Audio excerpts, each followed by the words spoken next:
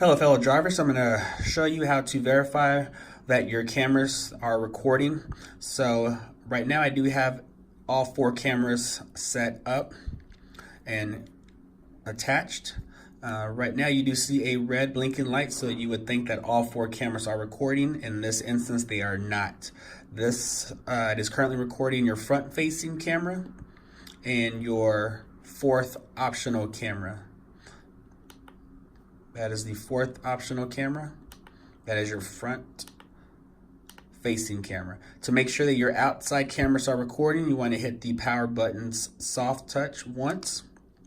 You are now on your 2 outside cameras. You must hit the OK button for it to also start recording. And there you go. So now you have recording your 2 outside cameras, and hit the power button once, and that puts you on your front facing and your 4th optional camera in recording. So now you are able to verify that all 4 cameras are recording. Thank you so much for watching.